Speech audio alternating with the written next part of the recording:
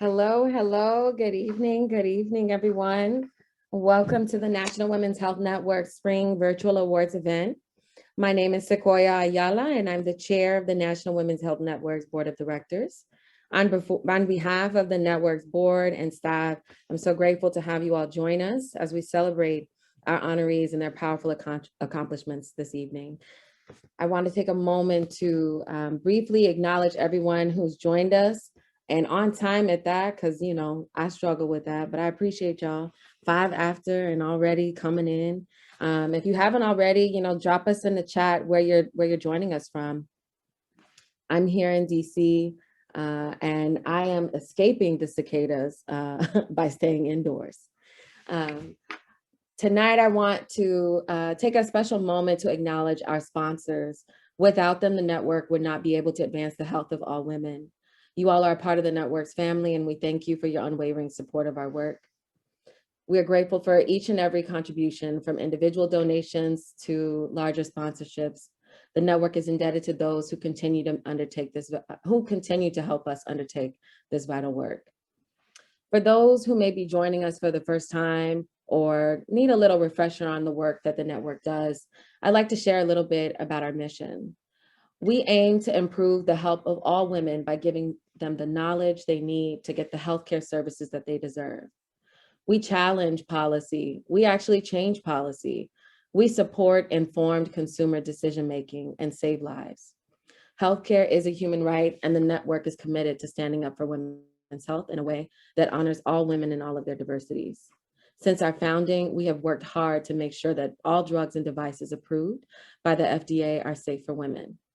And that's why we'll continue to need the help of all of our supporters, including those of you who are here today or who may watch this recording later. In the chat, my dear friend and colleague, Michelle, is going to drop a link to to be able to donate to us. And I strongly encourage you to do so. No amount is too small. No gift goes unappreciated. Your support will help us to expand greater access to Medicaid and Medicare, raise awareness of toxic ingredients in personal care products, and ensure that abortion care stays safe and accessible for all. Before we begin our program, I want to ask you all to take a moment with me to think of someone who's in your life, someone special in your life, someone who you want to help, whose work the network seeks to center. When you choose us, when you choose to support us, who are you thinking of? Are you thinking of your mother, your sister, your friend? I want you to think of all of those folks. I want you to think about the groups of people you are helping by supporting the network and our mission.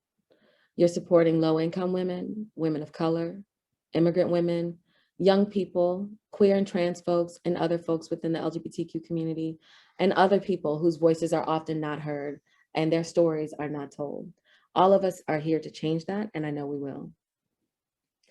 It is now my pleasure to introduce our MC for the evening, Renee Bracey Sherman. Renee is the founder and executive director of We Testify. Renee's been hailed as the Beyonce of abortion storytelling. She's a writer, a reproductive justice activist, committed to the visibility and representation of people who have abortions in media and pop culture.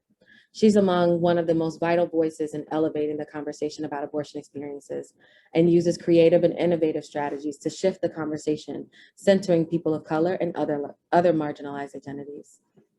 She's popularized the phrase, "Everyone loves someone who had an abortion," coined abortion-splaining, and created the Ask About Abortion campaign, which has led to presidential candidates being asked about questions. Ask questions about what their plans are to increase abortion access and remove barriers. Her organization, We Testify, is dedicated to the leadership and representation of people who have abortions, focusing on the intersection of race, class, and gender identity, and centering those who've experienced financial and logistical barriers to abortion. She's trained hundreds of abortion storytellers in the US and around the world, including elected officials, empowering them to use their voices. Their voices have been uplifted in articles, interviews, books, media, comics, events, legislative testimony, and even in their living rooms, sharing their stories with their loved ones, breaking down those barriers one person at a time. Renee developed and designed a curriculum for storyteller support and training based on her extensive interviews with abortion storytellers. And Renee, for all the work that you do and continue to do, we want to thank you for being here with us. And I'll turn it over to you. Hi, thank you so much, Sequoia. I really appreciate it. Hi, everyone who's in the chat. I'm really glad to see that the chat's lively already. I want to keep it going because obviously we're doing this event virtually.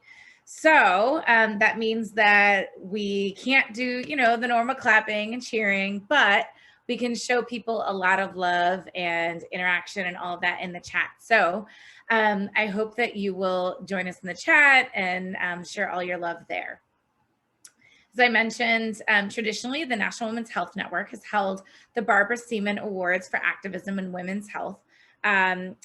We've held it in real life. And through it, we honor people who have made significant achievements in women's health. Because of the COVID-19 pandemic, we haven't been able to hold that event since 2019, but we're bringing it back in this virtual awards ceremony this year. So I'm really excited. In case you didn't know, the network's co-founder, Barbara Seaman, was an author, journalist, and activist.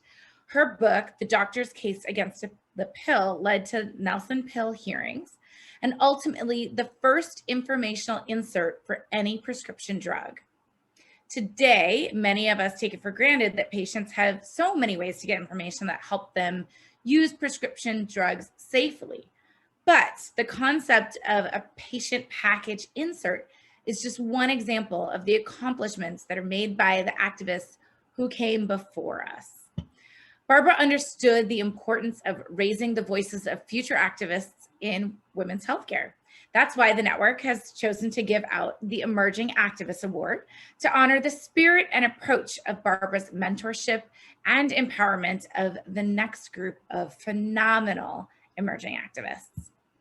As a past Emerging Activist Award winner, I am grateful for the opportunity to introduce you to these 5 amazing activists. The awards recognize the work that exemplifies the spirit and approach of Barbara, including her unwavering insistence on listening to women, her dogged determination to see abuses corrected, and her bridge building between generations. So without further ado, I would like to introduce you to our first activist. Our first emerging activist is Christine Castro, a staff attorney at the Women's Law Project. Through the organization, Christine works on reproductive health rights and gender discrimination through advocacy, litigation, and advancement of proactive policies. Christine provides legal assistance to Pennsylvania-based abortion providers and to young people going through the judicial bypass proceedings. She first joined the Women's Law Project in 2016 as a joint reproductive justice fellow for the Women's Law Project and New Voices for Reproductive Justice. During her time at New Voices for Reproductive Justice, Christine worked on state and national policy advocacy, focusing on reproductive health and rights and justice issues as they affect Black women and girls and other marginalized communities. It is my distinct honor to present Christine Castro, one of the 2021 National Women's Health Network Emerging Activist Awards. Christine. Thank you so much, Renee, and good evening, everyone. I'd like to start off by thanking the National Women's Health Network, its Board of Trustees, staff, and members. It is such an honor to be considered for this award and by an organization who has been spending decades fighting for women's health. To my fellow honorees, congratulations. Thank you for your activism, vision, and all that you do to serve your communities. This accomplishment would not be possible without the support I've received from my amazing colleagues at the Women's Law Project.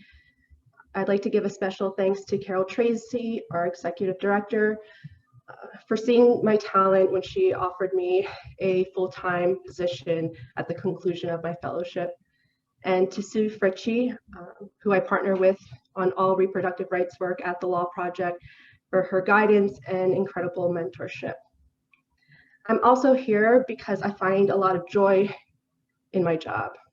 where I get to represent Pennsylvania-based abortion providers who save lives every day, and to young people seeking judicial bypass, who are some of the most resilient people you'll ever meet.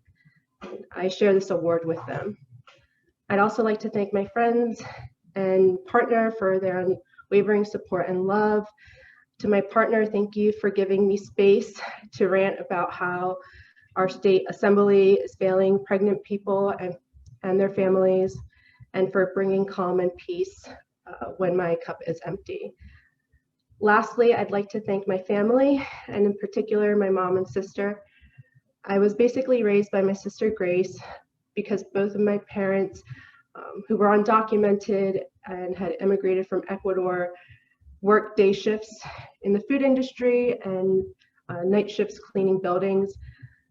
When I was younger, I didn't really fully appreciate all the sacrifices that my sister had to make, but now I'm more grateful.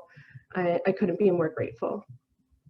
And to my mom, Grace, Martha Grace, who fought and sacrificed so much for me so that I could have meaningful choices and to live a life of my own making. Her story is what led me to this movement, and it grounds my commitment to learning for justice and to disrupting systems and institutions and policies that deny us dignity, bodily autonomy, and reproductive freedom. Again, thank you so much to the National Women's Network and for all of those who are attending tonight. Awesome. Thank you so much. And congratulations, Christine. You've got a lot of love over in the chat. I believe your sister wrote, it's an honor to be your sister. So that's exciting. All right. Our next activist is Kimya Fourozan. Kimya is the legislative counsel at Compassion and Choices. Kimya is a legislative attorney and advocate focused on health equity and the impact of religious restrictions on healthcare access. Currently, Kimya works on issues related to healthcare and end-of-life care.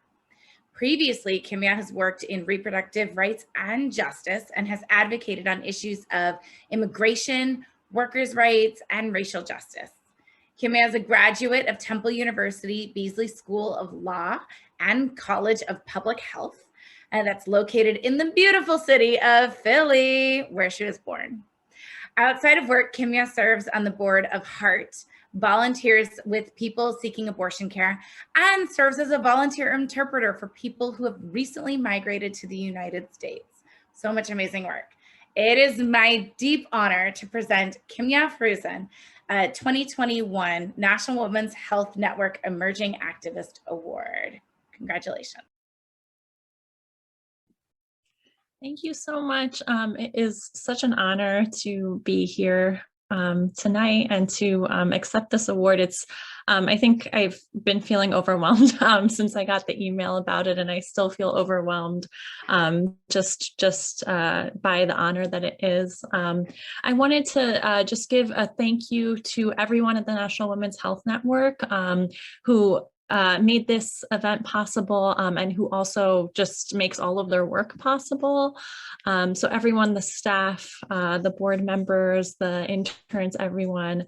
And then I also wanted to give a special thank you to Nadia, who's the amazing executive director of HEART, for nominating me. It means so much because I admire Nadia so much, and I think her thinking of me is just, it feels very beautiful. And it's really just an honor to serve alongside her. And also to my fellow activists who have been recognized, congratulations. It's, I keep saying the word honor, but that's how I feel. It's a huge honor to be recognized alongside all of you and the amazing work that you do day in and day out. I think we all bring our focus on the urgent need to combat these injustices that exist and the health inequities that we all both see and experience day in and day out. And it's really just incredible to be here with all of you. And lastly, I just wanted to give a quick thank you to my friends and my family. I feel like they are the people that have kind of saved my life over and over again in so many different ways. And as cheesy as it sounds, I really wouldn't be here without any of them and all of my loved ones. So yeah, thank you again, everybody. Thank you, Kimya. Congratulations again. All right, our next activist is Cynthia Gutierrez. And Cynthia is an award-winning first-generation Nicaraguan and Salvadoran reproductive justice organizer, doula, and cultural strategist. Cynthia is passionate about the intersection of reproductive justice, disability justice, and the criminal justice system. Cynthia was part of the 2020 UCSF Bixby Center for Global Reproductive Health Communications and Advocacy Fellowship. She is now a fellow with the prestigious 2021 Rockwood Leadership Institute for Reproductive Health Rights and Justice Leaders. She is currently the program manager for the University of California, San Francisco's Hub of Positive Reproductive Sexual Health, known as HIVE, and Team Lily programs. She also serves on the board of directors for Access Reproductive Justice. She is a We Testify abortion storyteller and is on the executive committee for the California Coalition for Reproductive Freedom. On a personal note, I just want to say I've known Cynthia for years, and seeing her just like grow as an abortion storyteller and a leader and just being an outspoken voice is just really has me proud for just this next generation of activists. And I'm so proud of you, Cynthia. So congratulations. You are, it's my honor, let me say the words, it is my honor to present you with one of the 2021 National Women's Health Network Emerging Activists Awards. Congratulations, Cynthia. Thank you, Renee. I could have not asked for a better person to pass the baton on to me from you. Good evening, everyone. I'm Zooming live from the Ohlone land, also known as East Oakland, California. I am deeply honored to be the recipient of the Emerging Activist Award. Thank you, National Women's Health Network volunteers, staff, and board for acknowledging my work. Congratulations to my fellow emerging activists. You all inspire me. I really want to make clear to all of you that I am community made. I am here because of the mentorship, femtorship, and partnerships from birth workers, activists, storytellers, truth seekers, system rebuilders, and people who have turned their pain into power. I want to thank my husband and partner, Alex, for sharing me with the reproductive justice movement, for seeing that my heart expands and being of service to others. Mis abuelos César y Nubia Menjivar, gracias por todo su apoyo y su amor. I dedicate this award to my 2-month-old son, César Min. I envision a world where in his lifetime, people who have been pushed to the margins can live in their full reproductive autonomy in complete joy and liberation. Thank you so much. Thank you so much, and congratulations, Cynthia. Our next emerging activist is Solaire Spellen, a Black maternal health advocate dedicated to improving birth outcomes and experiences for Black women in the United States. Solaire is currently the Associate Director of the California Preterm Birth Initiative at the University of California, San Francisco. We got a bunch of winners over at UCSF, clearly. Solaire received her MPH from University of California, Berkeley, where her graduate research explored the impacts of racism and discrimination on birth outcomes among Black and Latinx birthing people in Oakland, California. She was previously the Associate Director of the Preterm Birth Initiative San Francisco Collective Impact Partner, Expecting Justice. Solaire also works to empower organizations and leaders to address racism at a root cause of health disparities through sustainable, community-informed solutions.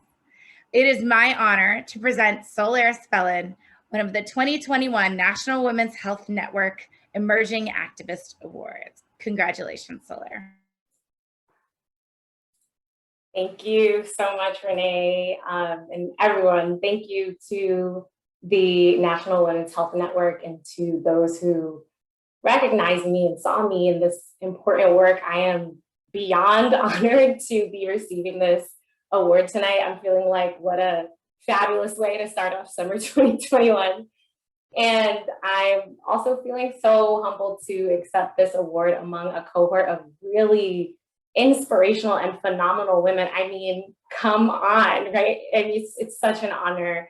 And I have to say, I know in my heart that this became a reality for me because of my incredible network of amazing Black women who opened doors for me and showed me what was possible and helped me find my voice and channel my passion. And so special shout outs to Dr. Brittany Chambers, Dr. Martha Nakamore, Helen Arega, Dr. Zaya Malawa, Breezy Powell, and Alexis Cobbins, and of course my mama. I love you, mama.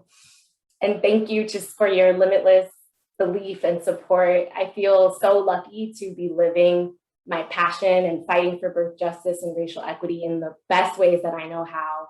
And I will pay it forward so that more Black women and other women of color have positive and nurturing experiences in work and in school and in their networks and just in navigating these spaces. I really want that so much more for us.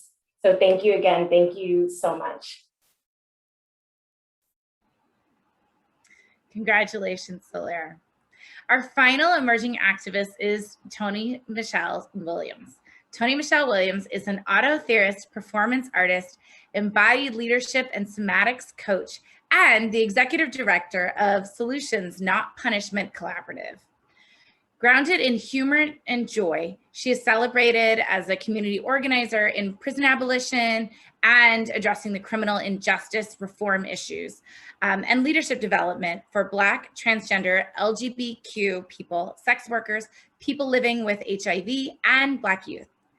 She has co-led citywide campaigns that have incubated the Atlanta Pre-Arrest Diversion Initiative, cannabis reform, sex worker protections, and worked to close down the Atlanta City Detention Center. She has worked around police accountability for families of Alexi Christian, DeAndre Phillips, T.T. Dangerfield, and Richard Brooks. It is my honor to present Toni-Michelle Williams, a 2021 National Women's Health Network Emerging Activist Award. Congratulations.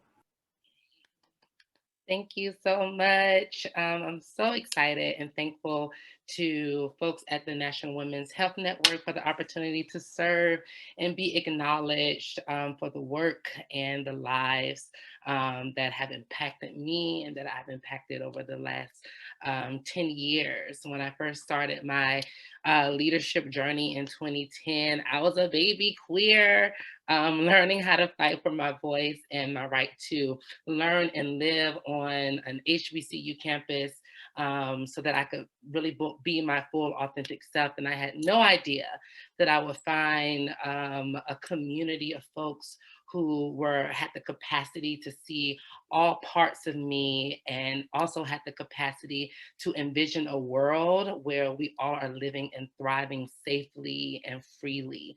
And that has helped me over the last 10 years. And so first, again, just wanna also acknowledge all of the honorees here tonight. Y'all are some bomb ass women. I am honored to be featured in this cohort of folks. And of course, wanna give my love to my community and my village and support team, to all of the amazing Black and brown cis women who've invested in my leadership as a Black trans woman and poured into me over the years.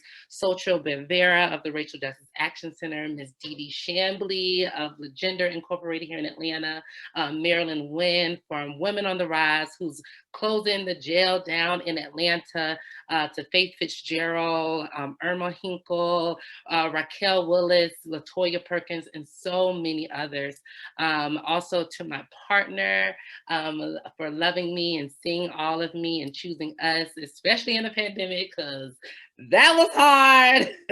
And again, this award really goes to all of my girls in the world, Black trans women, who are not just trying to survive, but who are transforming hearts and minds and culture around the country.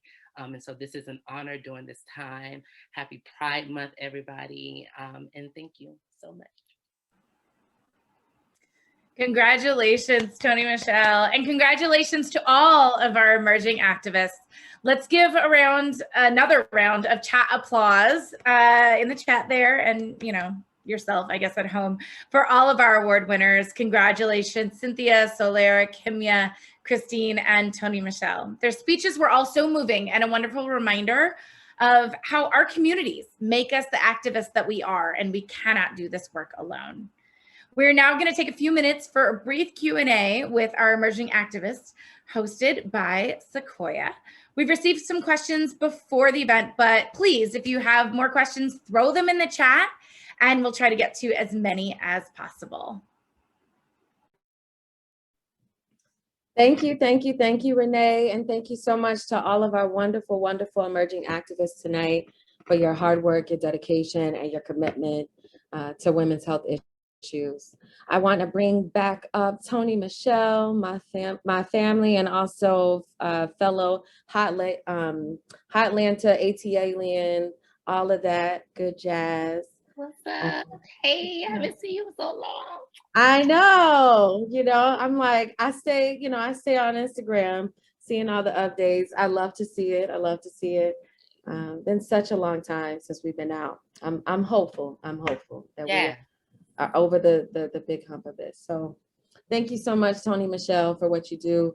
I wanted to ask you if you could talk to us a little bit about SNAP, the clarity and specificity through which you all have a goal, you have a vision, right? And we know, like, I'm a part of that vision as someone who lives in Georgia, What does it look like for you all? How did you all get to this vision for the organization?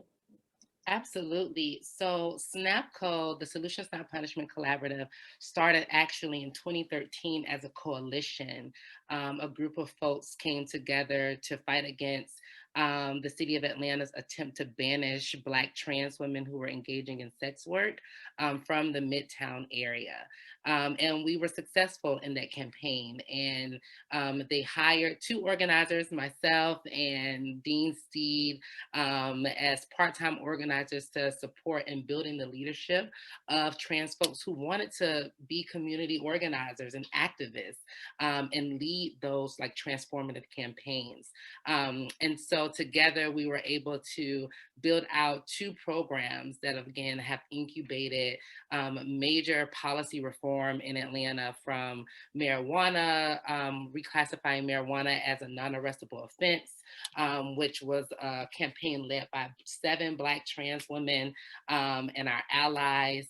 And that was also a hard campaign, in addition to implementing the Pre-Arrest Diversion Initiative in Atlanta that's now known as the Policing Alternatives and Diversions, serving the entirety of Atlanta as an alternative to policing, allowing folks to call ATL 311 instead of calling police. And so we are still looking forward to doing some more abolition work, closing down the jail, of course, as well as providing safety for trans folks and sex workers, and housing for trans folks and sex workers and folks living with HIV in the city and across Georgia. And of course, we're committed to having a good time and spreading sacred silliness, Black joy, love, magic, and witchiness all over the city. And we've been doing that. And we're excited to continue to build our base to tackle more issues like HIV criminalization, and again, ending the criminalization of sex work against all Black folks, especially Black women and Black LGBTQ folks in our city. Thank you so much, Toni, and you're right, all of that with the joy and liberation at the center. I want to bring Christine Castro next.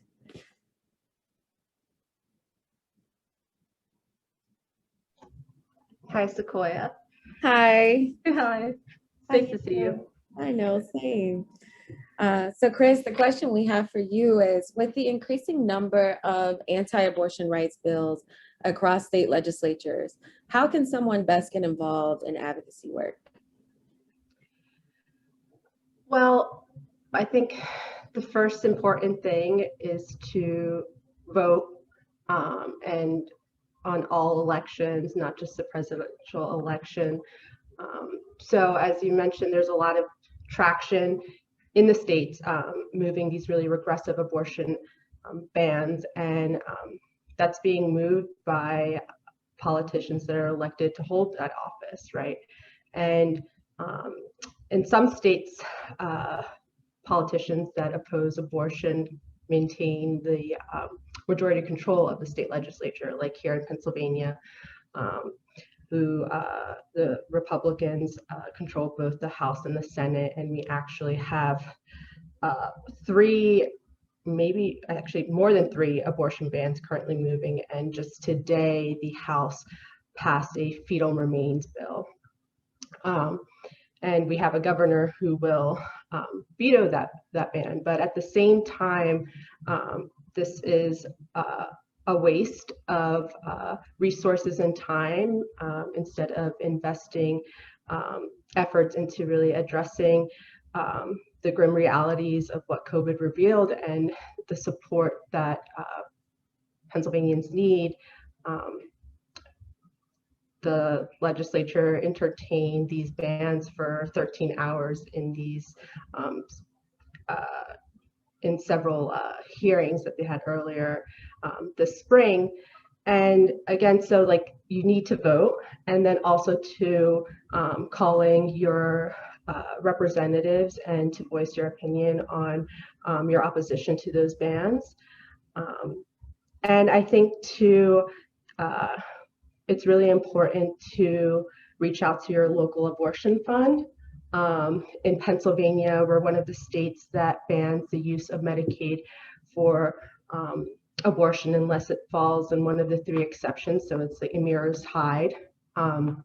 And the Women's Law Project is currently challenging that ban in our state courts. Right now, we're before the Pennsylvania Supreme Court seeking to have the court reconsider a decision that came down in 1985 upholding such ban. But this time we're seeking to have the court consider a lot of changes that have happened since then. You know, our position is that it was wrong then, that ran afoul to our state constitution, particularly our ERA and our equal protections provisions. But there's also a wealth of empirical evidence that shows the real harms that are caused when people are denied wanted abortion, and both that it impacts their health and career aspirations, their ability to provide for their families, and also there's been changes in our understanding of women's equality being connected to their ability to control their reproduction. And so that's also something that we see in some states is really being able to use your state constitution in a more robust manner and more protective than the federal constitution. And I think so that we're also seeing proactive measures being moved on the municipality level. And that's really exciting too. In Philadelphia and Pittsburgh, we have paid sick days. And you know, you see that across the country, these really proactive evidence-based measures on the local level too. So where you might not have a friendly state legislature, maybe you have, you know, a city council that's sympathetic and understands the need to really pass policies that support women and their families. Thanks so much, Christine. And thank you for giving us some tidbits on what some actionable ways that folks can be involved in their local communities to make change. And I want to highlight that Michelle dropped in the chat a link to how to find your local abortion fund if you want to donate, and you should. And thank you, Toni-Michelle, for dropping the link for SNAPCO's ongoing campaigns to close the jail. We want to bring Kimya next.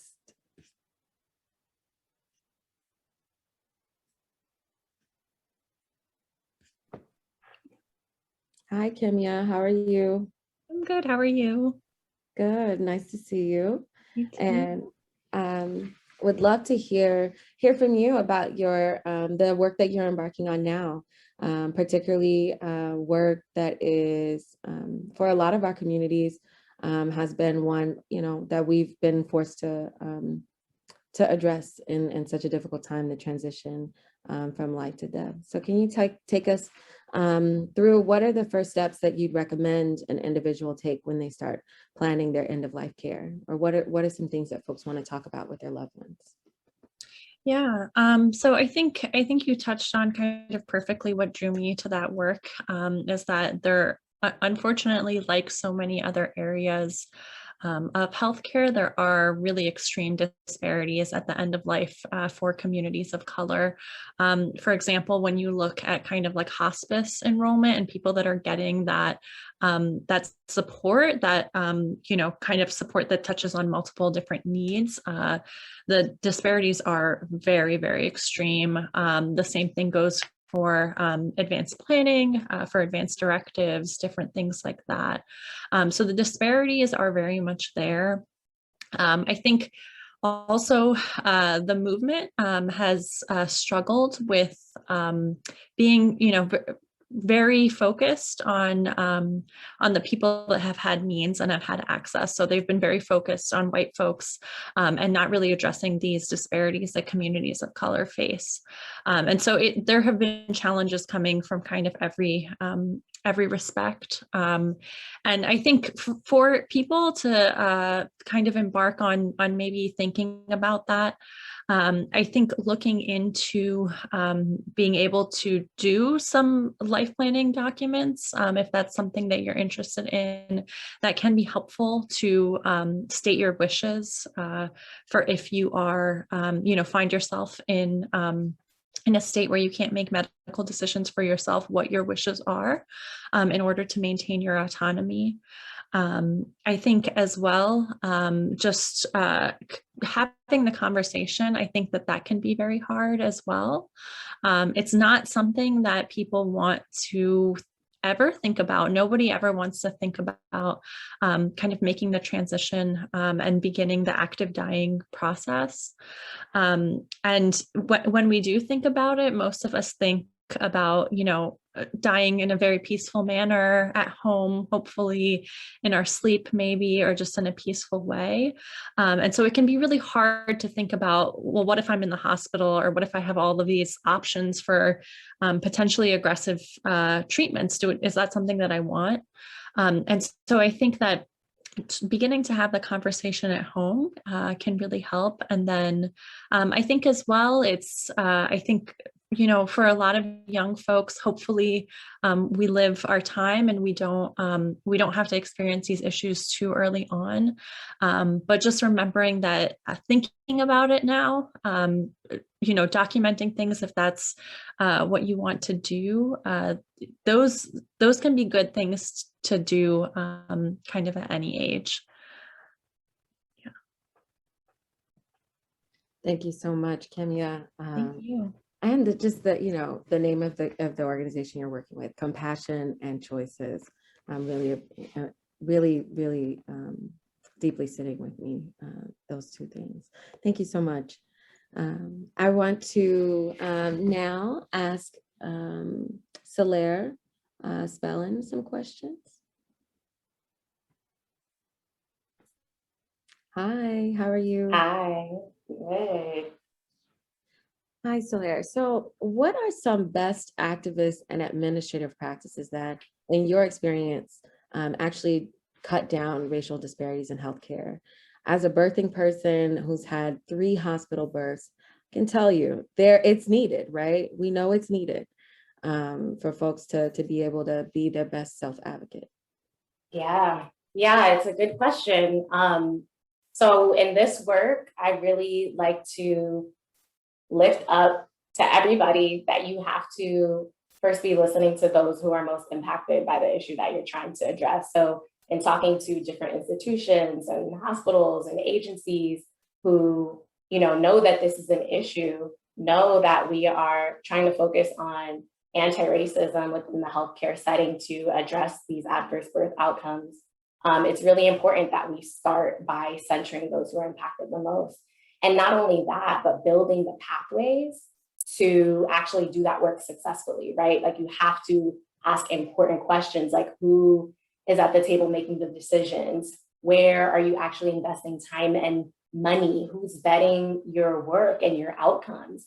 And we also say get creative, because you should not take no for an answer. Oh, we can't do this because of this limitation and systemically in that policy. Get creative, right? We cannot keep doing the same thing and expecting something different and expecting change. No, we need to get creative and be fearless in knowing that we have to address these things in this way, knowing that we have to, in terms of preterm birth, for example, at the California Preterm Birth Initiative, we have shifted our entire platform, our entire portfolio and our focus to now addressing anti-Blackness in particular, if we're really trying to get at the racial disparities in not only preterm birth, but other adverse birth outcomes. And so doing that, what does that look like? And building those pathways means that we have to implement the actual pathways to do that. We have to have a community advisory board with mothers with lived experience to be able to inform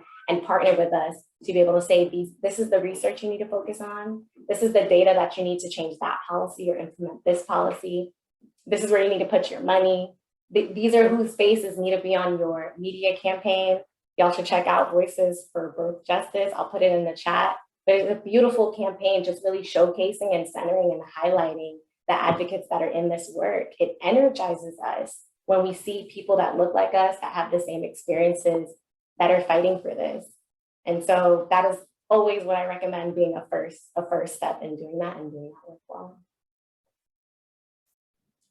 Thank you so much, Solaire. Absolutely.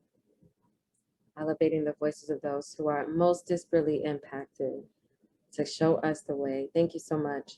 I want to, for our last question, or at least the last question I myself will be asking, I want to call on Cynthia. Hi, Cynthia. Hey. How are you? I'm doing well. How are you? I'm doing well, thank you. So Cynthia, tell us, how does Team Lily go about building trust and engaging with pregnant and postpartum people who may be at very difficult points in their lives? Yeah, thank you for this question. I am so in love with the work that we do at Team Lily. Team Lily is based at San Francisco General Hospital, and we work with pregnant people who experience the most extreme barriers to care. Most of the people that we serve are not only pregnant, but they are experiencing homelessness. They might have a history of being formerly incarcerated, intimate partner violence, substance use disorder, and often all of these things are happening at once. My experience and my views on intersectionality really come alive in this space because I am a true believer that we don't live single issued lives. I'm not just brown one day and a woman another day. And so when we approach the people that we serve, it's really asking them, what do you need? And how can we support you? To never assume that we have all the answers, to be extremely humble, especially since the majority of our team are white women. And I think that's important to say because if we are serving those that are most impacted, they're not all white. And we need to be really honest around what it looks like to do anti-racism work, not only within the University of California, San Francisco, but within our teams and as individuals. The one thing I will say is that as these issues come up for our clients and patients, it's really important to connect people with culturally relevant care. One of the biggest things that I'm always pushing for, and I was just yelling about it yesterday, was making sure that all our people of color who are being served at Team Lily have a doula. There's a community doula program in San Francisco called SisterWeb. I want to give them a shout out. They are an incredible organization that works with Black, Latinx, and Pacific Islander clients, and they have culturally relevant doulas. And so my push and my passion is, how do we continue providing more resources, more support, especially support that's culturally relevant. And what we are also finding is in the postpartum period, it's been extremely difficult to support people as much as we want to.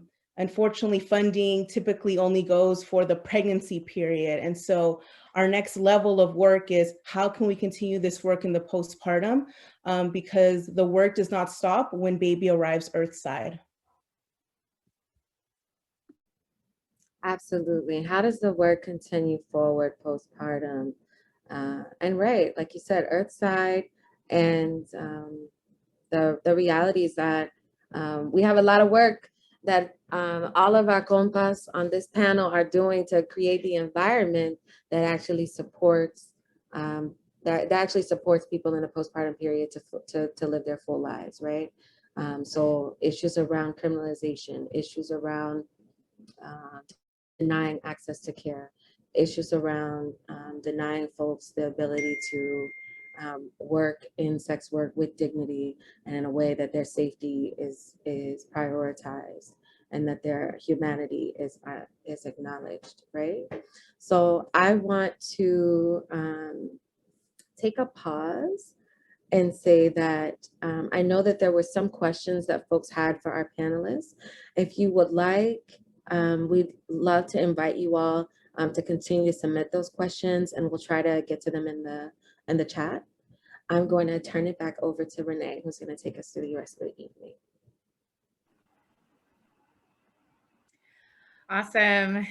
That was really wonderful. It was great to hear from all the awardees and hear about more about their work. So I am so thrilled to introduce our speaker for this evening, dear friend of mine, Monica Simpson.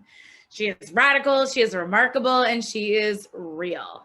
And also those are words to describe her amazing organization, SisterSong, Women of Color Reproductive Justice Collective. With her guidance, SisterSong has become the largest national multi-ethnic reproductive justice collective. They have built an effective network of individuals and organizations to improve institutional policies and systems that impact the reproductive lives of marginalized communities. They are doing collectively what we cannot do individually. Monica herself has organized extensively against human rights abuse, the prison industry, racism, and systemic violence against Southern Black women and queer people. A proud graduate of the historically Black Johnson C. Smith University, she earned a bachelor's in communications and organized for LGBTQ rights on and off campus. She then became the operations director and the first person of color leader at the Charlotte Lesbian and Gay Community Center.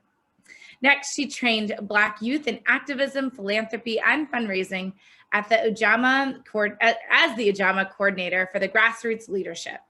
In 2010, she moved to Georgia to be SisterSong's development coordinator, and then the deputy coordinator in 2011, and then the interim executive director in 2012, and finally the executive director in 2013, where she is currently. She's the only woman among the 4 founders of Charlotte, North Carolina's Black Gay Pride celebration, the first in the Bible Belt, which received awards from the National Black Justice Coalition and the Human Rights Coalition for its incredible launch with 7,000 participants. In 2014, she was named a new civil rights leader by Essence magazine, and in 2015 was chosen as a panelist for the Women of the World Summit. As a full circle doula certified through the International Center for Traditional Childbirth, she serves on the boards of Fund for Southern Communities and the legendary Highlander Center. We are so very fortunate to have her here with us tonight, and you are really gonna love hearing everything she has to say. We're so grateful for her work. Please give a warm, in the chat, welcome to Monica Simpson. Thank you, Renee, so much. Peace and greetings to each and every person who has taken the time to join this amazing award ceremony tonight. I have just been so touched by each and every emerging activist, by every word that's been said. It has just been a beautiful sacred space that's been built here, and all of you are building to that energy every time you put something in the chat and just by being in this virtual space with us tonight. So thank you, thank you, thank you, thank you. Renee, you know you're the bomb. I got so much love for you always, and it's always so good to do anything in partnership with you. And I also want to give mad love to the National Women's Health Network. We have been beautiful partners for a very long time in the work, and I am always honored to do anything to support what you are doing, which means that I made my donation tonight because this is a fundraiser. And as a person who is truly committed to fundraising, make sure y'all make that donation to the National Women's Health Network. And again, to all of the amazing emerging activists that received your awards tonight, so much love to you. And it's because of activists and leaders like you that this work of reproductive justice continues, and that we continue to build the world that I know that we all want to live in, where liberation is possible in our lifetime. So when I was preparing tonight and thinking about what I could share with you all for just a few moments, I was led to dig back in history a little bit to then bring me towards a charge that I actually wanted to leave with you all tonight, and to hopefully allow us to be in conversation even beyond this moment about what is possible for us as we think about the future of healthcare in this country. And so I want to take us back first, right? So on August 16th, 1994, this beautiful thing happened in the Washington Post. There was a beautiful call to action that went into the Washington Post that was signed on by over 700 people across the United States of America. And the title of this call to action was Black Women on Healthcare Reform. And it was because of the work of 12 founding mothers of the reproductive justice movement that this call to action was brought to fruition. And what this call to action really outlined at that time during the Clinton administration around healthcare reform were three very specific things. One, that universal coverage and equal access was absolutely necessary for all of our communities, in particular communities of color. That two, comprehensiveness in healthcare reform was essential, and that we needed to make sure that there was a full range of services that was available to our communities, which absolutely included reproductive health care and abortion access. And thirdly, that protection from discrimination was also essential, that we could not discriminate against anyone because of their ability. We could not discriminate against or disability. We could not discriminate against anyone because of their ability or inability to pay, sexual orientation or gender, and that those things were central to this conversation on healthcare reform in this country. And so as I was thinking about that call to action now 27 years ago, and I think about where we are today, we are still building on this legacy. We're still building on this call to action. And we are still very much in need of all of these things that were so clearly outlined for us 27 years ago. And so like so many of you, as we stepped into the unknown of 2020 and with the getting hit with the global pandemic, hitting, the uprisings in this country, taking center stage as they should have, with the loss of life of George Floyd, Breonna Taylor, and way too many other people that we should have to name and say their names constantly. It took me to a place, as a leader where for once I did have to slow down and stop, but it made me have to think about what is really necessary for us right now. When we think about the fact that our bodies, our bodily autonomy, the safety of our bodies, the health that was necessary for us to start to think about and to prioritize was being brought to the center in this moment for us because of this global pandemic, because of these uprisings. And so where was this really leading us? And so I know that if y'all feel me on that, like, was I the only one thinking about that? Like, where do we go from here? What is happening? How do we set things in motion? Because on top of that, right, we were coming off of a year where abortion bans were tearing up the South. We were coming off of a year where we were having to talk about maternal mortality as the crisis that it is in this country. And we were entering into a time where even public health officials were declaring racism as a public health issue, right? And so here we sat in the midst of this pandemic, with all that was in front of us. And it made me have to ask some very serious questions. What is necessary for us to really live into the world that we're all working so hard to create? And where does this conversation of healthcare and all of the intersections that come along with it, right? How do we center that in this moment? And of course, I started to think about, what our founding mothers were thinking about in 1994. And I was trying to put that in context to 2020 and 2021. And what came to mind for me, good folks, is that what if we took a liberation-centered approach to healthcare? Now, I know that we've had many conversations in healthcare around, racial justice and equity. And these are the buzzwords that are going around now, right? Everybody wants to talk about how racism kills. Everyone wants to talk about, even though we've been living this, especially as communities of color, for decades on top of decades, this is actually starting to take hold and more people are having these conversations. However, right, we are still in the midst of a healthcare crisis. Maternal mortality is still on the rise. People still don't have access to what they need in their own communities, right? And so what would it look like to take a liberation-centered approach to healthcare?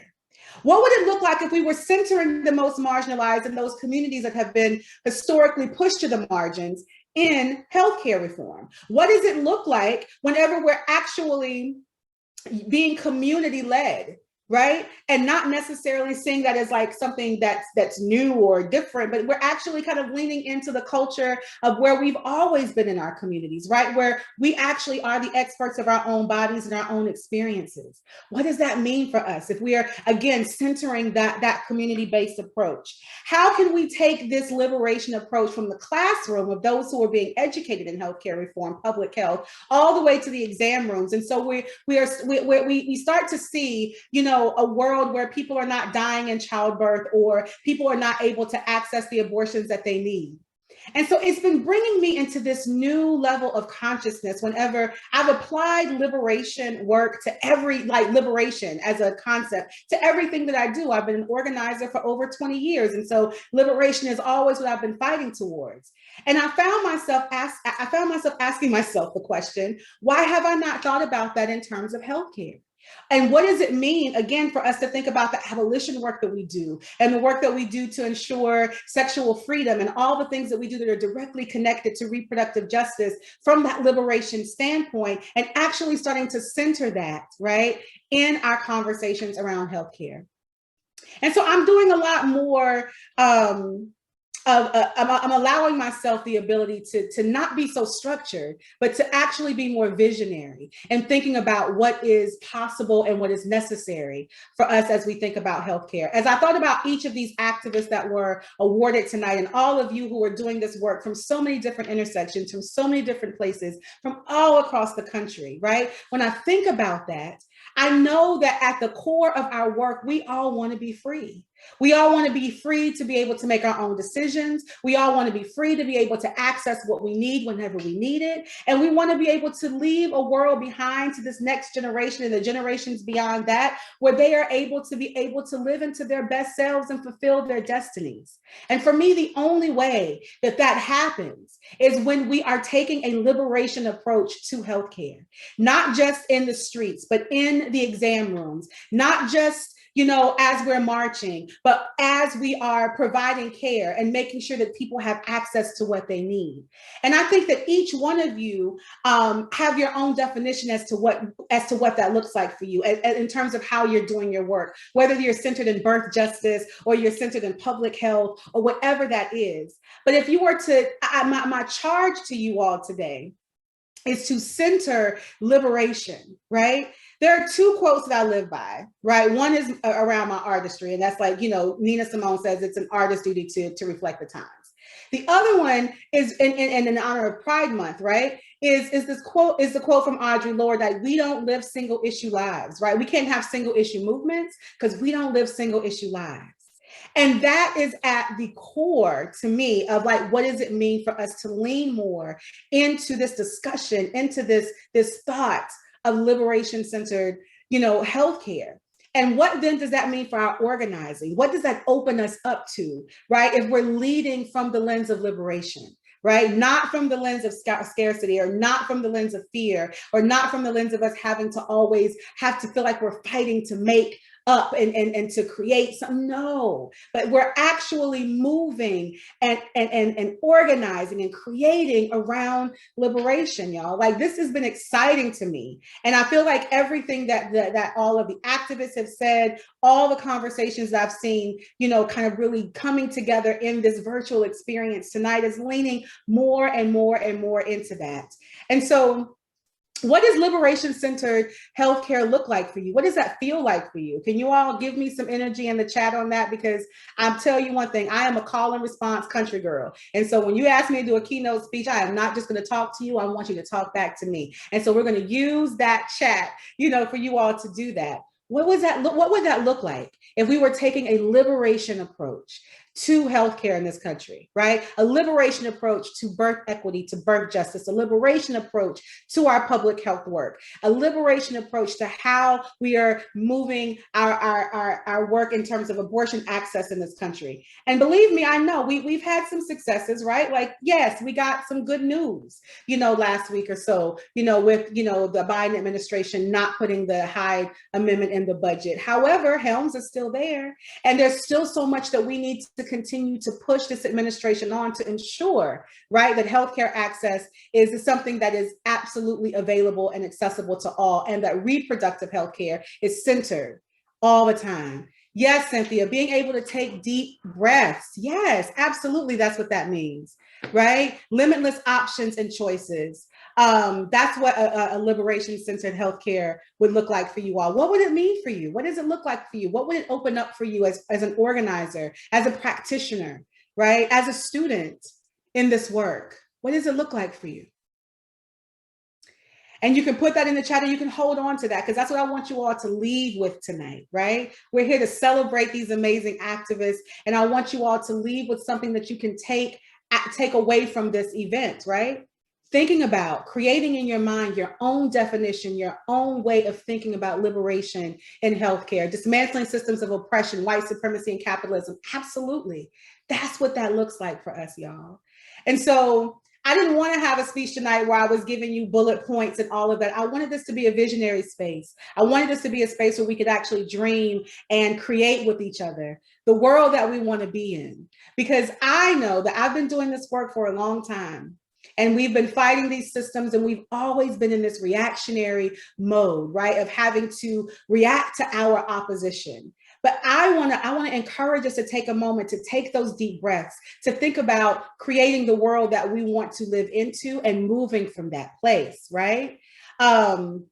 Providers asking which treatment, medication, course of action would contribute to you feeling free. Yes, it's about changing language, shifting culture, moving and shifting the narrative in a way that it centers what we need the most, right? As people who are looking for care, who are accessing care, that's what it means for us, y'all. And so that's my charge to you tonight, is to walk away from this conversation, developing your own definition around liberation-centered healthcare, and then moving that into action in your organizing, in the way that you practice your work, in the way that you do your work. Because I do believe it is possible for us to see liberation in our lifetime. And I hold that, right? And I hold on to the words of Assata Shakur that tells us that we have nothing to lose but our chains. And if we have nothing to lose but our chains, then that means that we have to move our minds, our thinking, our organizing, the way that we do this work towards liberation. We have to point all of our work towards that, and that be our compass that leads us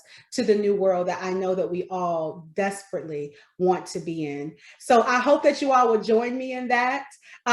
We are excited to, and I think about, you know, again, giving honor to those women that came together to create that first call to action. We get to think about what our new call to action is to this administration and to future administrations around what not only what reform looks like, but what liberation looks like for us. And I believe I want to get to a place where liberation is possible, and I want to be real healthy when I get there. All right. And I want to be able to be in that world with you all being just as healthy. So I appreciate you all tonight. Y'all are so amazing. I'm so grateful. I really do hope that you took something from that and that you will create your own definition around liberation-centered healthcare, and that we will move all of that beautiful, beautiful visionary work into action. Peace, y'all. Thank you so much. Thank you, Monica. Ashe. Yes, to continue visionary leadership, dreaming, building, and defending our dreams and the care our communities deserve. Tonight was about celebration of our wins and extending deep gratitude to our amazing emerging activists. And tomorrow we will continue forward supporting the good work of our amazing honorees. Tomorrow we go back to a world where the fight for healthcare rights and access continues. For some, it might feel like we can relax a little bit now that we have a Biden administration and a pro-healthcare rights-led Congress, but it's been a long 4 years, y'all, and we can't. As we speak, there remains continued denial of healthcare access for our country's most marginalized communities. While we work with the Biden administration to protect healthcare, we will also hold them accountable to ensuring healthcare for all. At the network, we're making you this promise. We'll continue to be there and we'll always be there. If the ACA is repealed, we'll be there. As policymakers seek to limit trans folks' access to healthcare, we'll be there. If Medicare for all happens, and it will, we're gonna go ahead and manifest that, dream that, vision it forward, we'll be there. If Roe versus Wade is overturned, we'll be there. If the FDA lifts restrictions on access to mifepristone, which again, vision forward, that's gonna happen. It's not if, it's when. Maybe even next week, who knows? That we will be there. Good or bad, the network is there to face whatever is next. But we can't do it without your help. We need you to be there by our side. And we're asking each of you to donate. No gift is too small. Your work, your contributions help us to continue our impact forward. I hope you all will continue to support us. And on behalf of the network's board of directors and staff, thank you so much for joining us tonight. Thank you for supporting us today, tomorrow, day after that. And I wish you all a very good evening. Don't go back to work. Let this be your last thing that you do for the evening. The next thing you do, I hope, is centered in joy and liberation and fun. So y'all have a good night. It's been an honor being here with y'all. Take care.